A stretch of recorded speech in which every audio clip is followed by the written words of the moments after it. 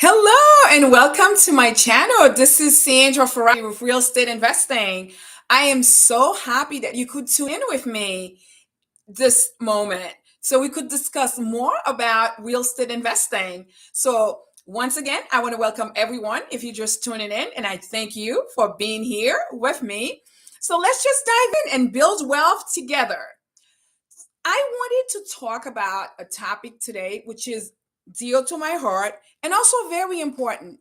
I believe it is crucial for everyone who is getting involved in real estate that if they hire a property management that they know how to conduct their business properly.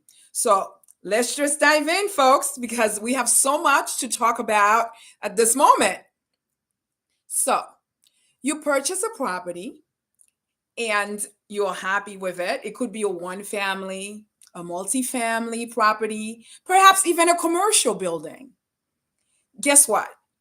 You have raised money, you've had investors who trusted in the numbers that you've shown and the profits that you promised.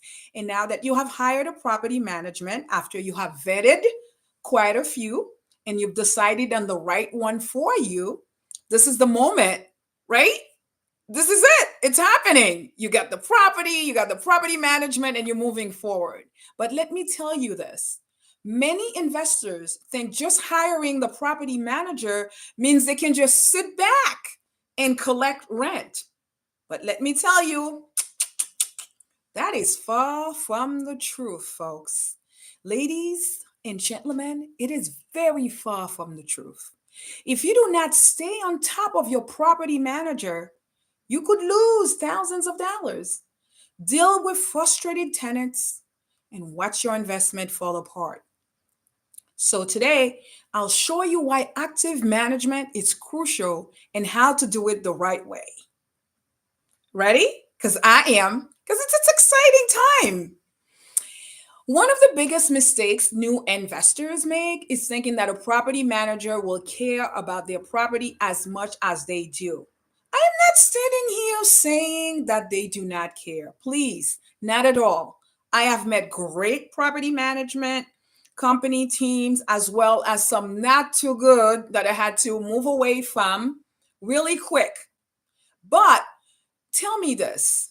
Can you answer this question? Who's more likely to care about this investment, which is yours, than anybody else? Of course, it's you.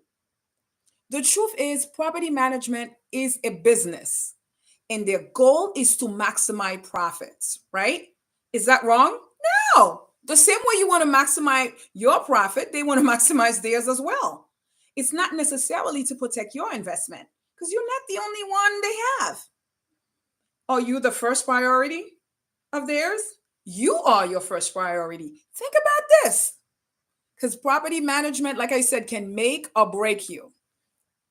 Let me ask you this. Have you ever hired someone, expected them to do a great job, and then realized later they were slacking off? That's exactly what happens with property managers when there is no oversight.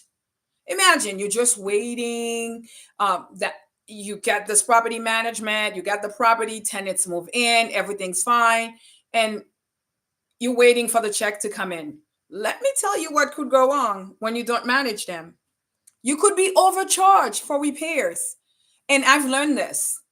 I had a property, a duplex in Pittsburgh. My sister and I, who was my business partner, we both had this property.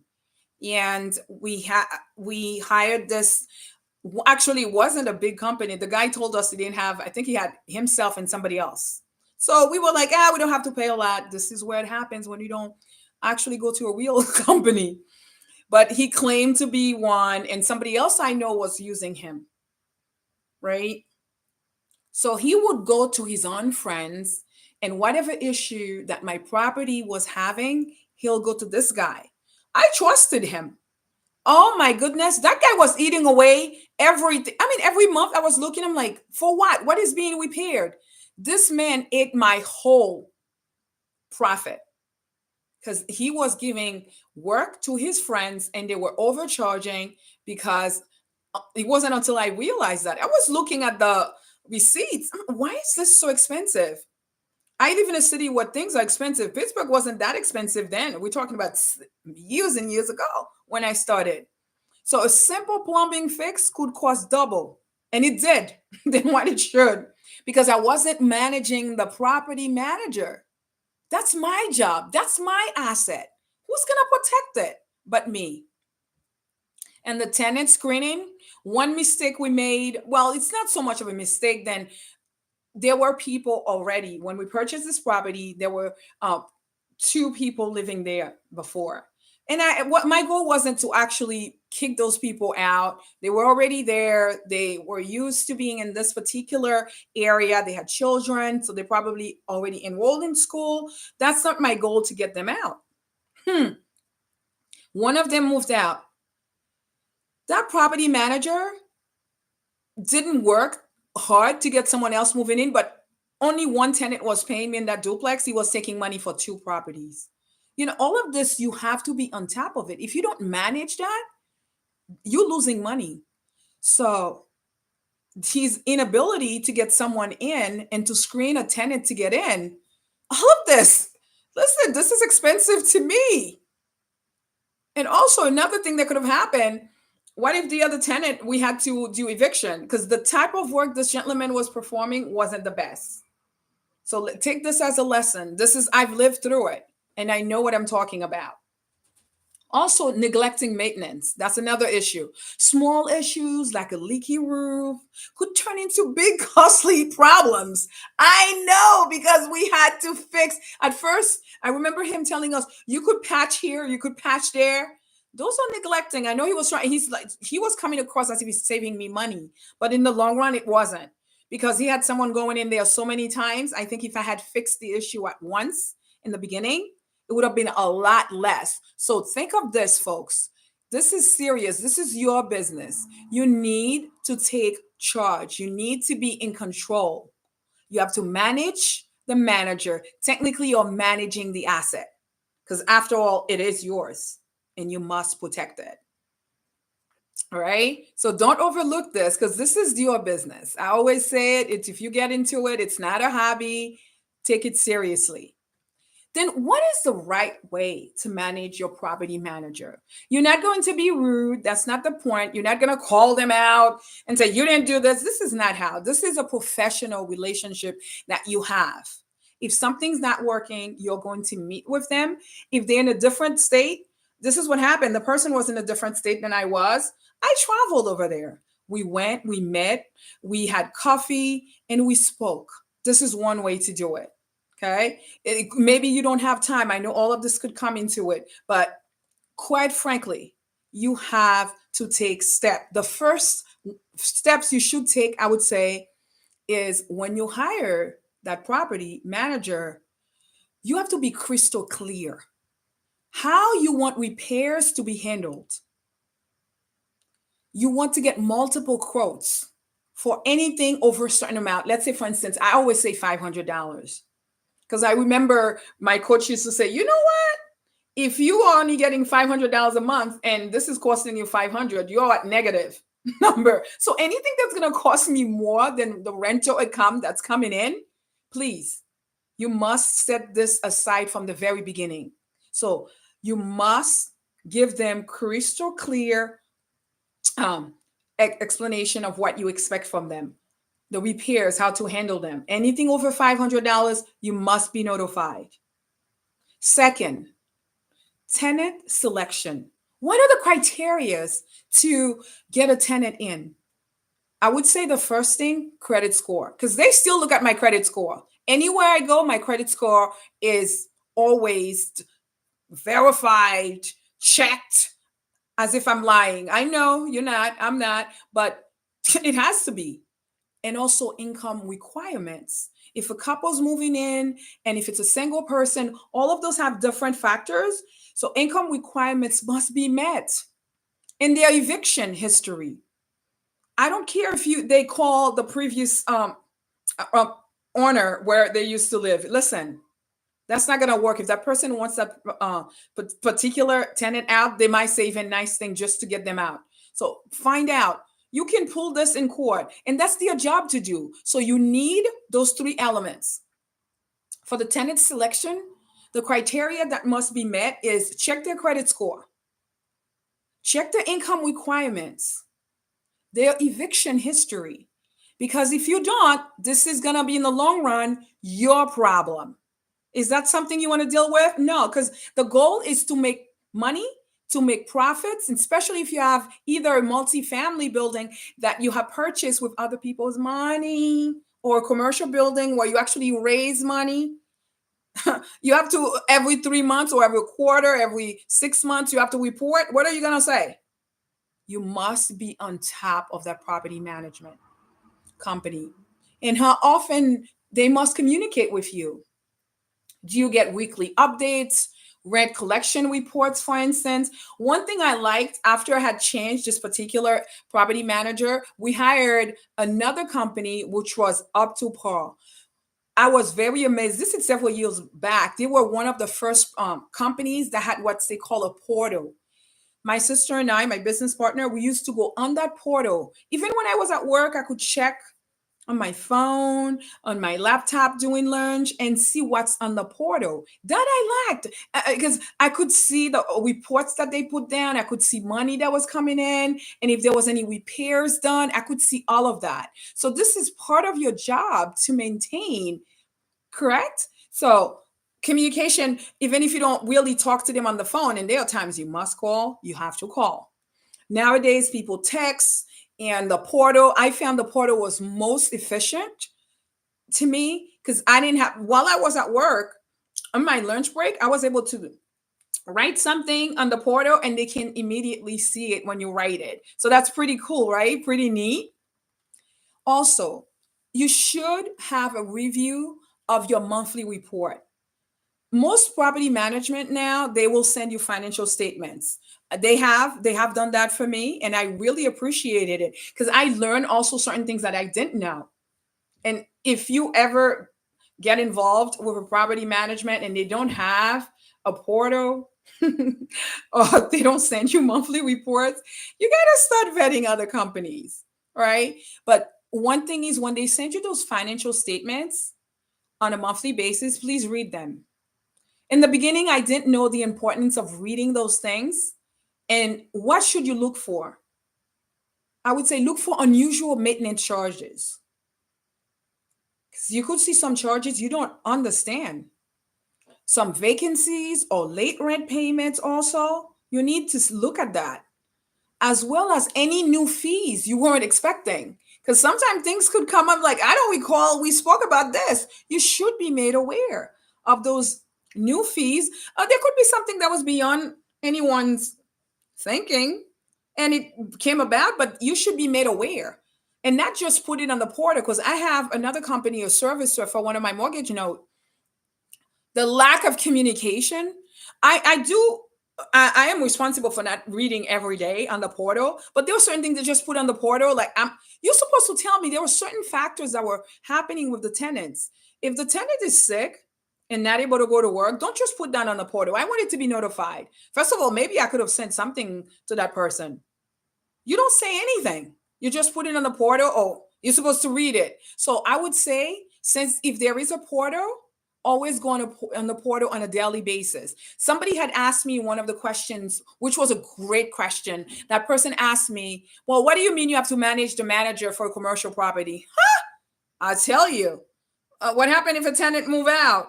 Those are tenants that are paying and they moving out. You should first of all find out why.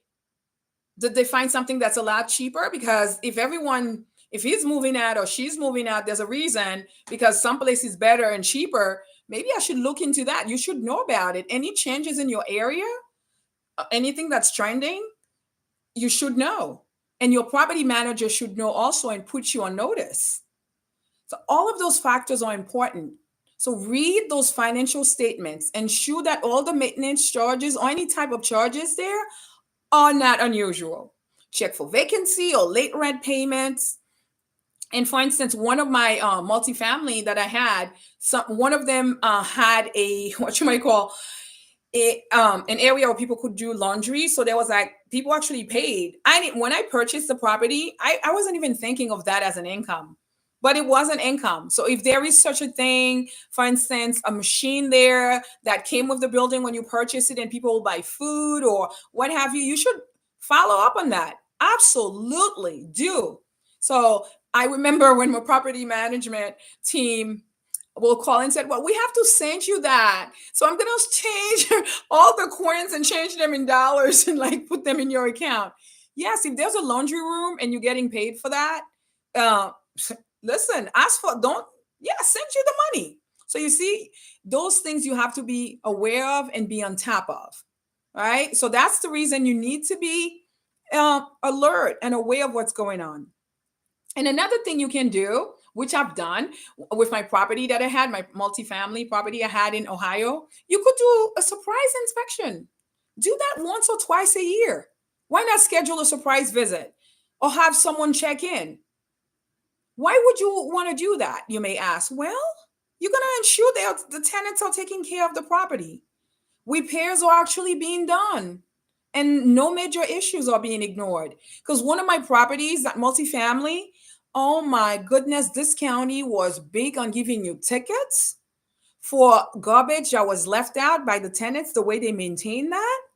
So all of this is, if you're going to pay for a violation, this is taken away from your profit, from your cash flow. So surprise inspection, both you can visit the property management that's near them as well as the property itself to see what's going on. I remember one tenant was complaining about another tenant. I said, listen, when I went to visit, I said, listen, you got to call the property management and have them handle that. Because there's certain factors, because you don't want a tenant to be moving out, especially when it's the best tenants you have because another tenant is loud. That's why tenant screening is important. Correct? Take this seriously. Those are very important tips that you should know.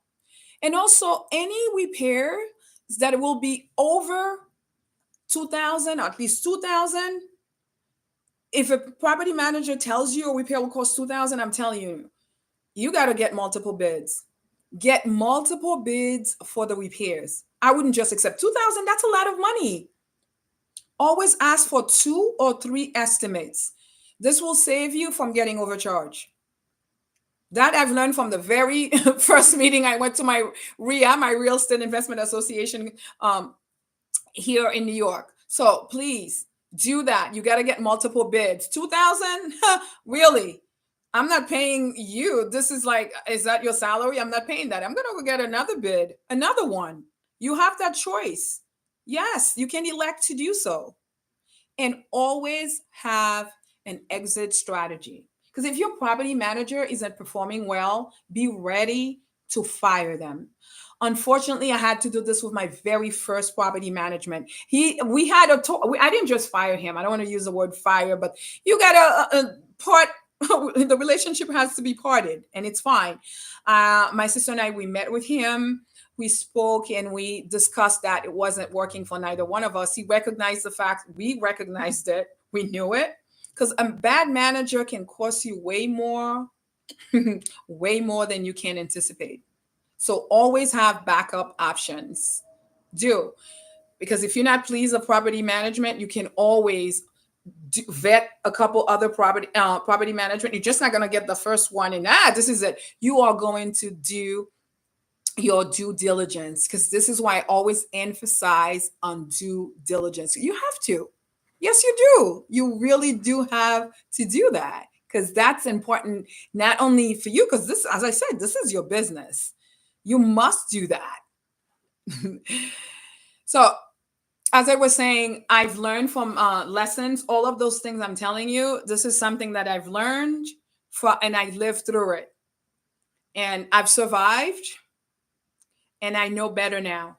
And I wanted to share that with you, because if you think that everything's right with a property and it's not, and it turns out that the manager is approving expensive repairs without getting approval from you, and the tenants are consistently late on rent because he's not pushing that they paid or follow the rules, especially in states where it's more landlord friendly. So this got to be pushed. It's got to be moving forward, because people know if they don't pay, they're going to get kicked out. So he or she has to be on top of their game And as I said, they own their business. If they only see their profit, they got to see my profit as well. I'm as equally important. My business is as equally important. So therefore, they should look into it. Okay. So you could lose thousands of dollars if you're not prepared, if you don't do your due diligence and manage your own property manager. I would leave you with this lesson: trust, but verify. Even if you have the best property manager, you need to check in regularly to protect your investment. I have a servicer right now for mortgage notes. I have several mortgage notes. Quite a few mortgage notes that I have. I'm using the servicer. They are great. They are amazing. They're always keeping me abreast of what's going on. I like the email part. It's not just on a portal, but they're emailing me what's going on. If a tenant doesn't pay, they let me know. They not only the moment the tenant doesn't pay, they tell me A, B, C, this is what we can do. I like that.